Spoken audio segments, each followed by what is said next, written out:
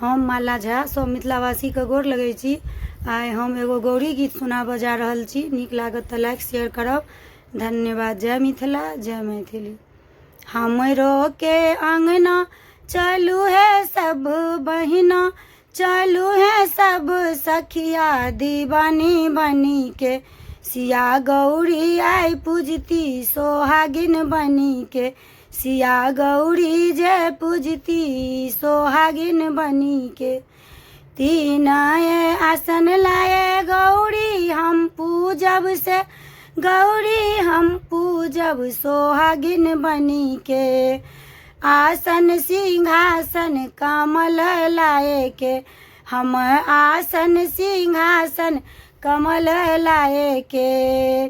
तीन फूल लाए गौरी हम पूजब से, गौरी हम पूजब सोहागिन बनी के, हो सोहागिन बनी के। बेली चमेली अड़हुल लाए के, हम बेली चमेली अड़हुल लाए के।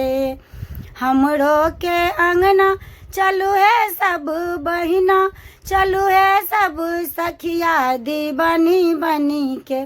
सिया गौरी जय पूजती सोहागिन बनी के, सिया गौरी जय पूजती सोहागिन बनी के। तीन जल लाए गौरी हम पूजब से, गौरी हम पूजब सोहागिन बनी के। गंगा ओ जमुना सरयू लाए के, गंगा ओ जमुना सरयू लाए के।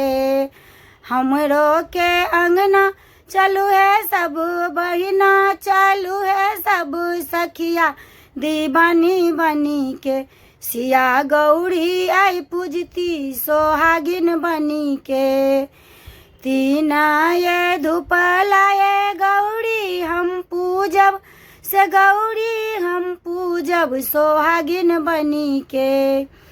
धूप ओ दीप गुगुल लाए के, धूप ओ दीप गुगुल लाए के।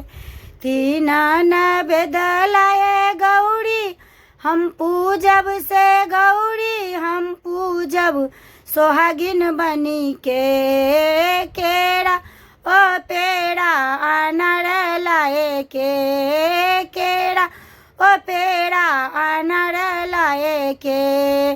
तीन सिंदूर लाए गौरी हम पूजब से, गौरी हम पूजब सोहागिन बनी के। भूषण ओ पीपा चिन्ह लाए के।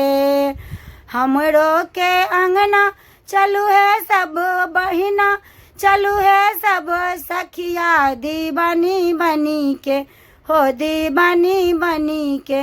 सिया गौरी जय पूजती सोहागिन बनी के, सिया गौरी जय पूजती सोहागिन बनी के।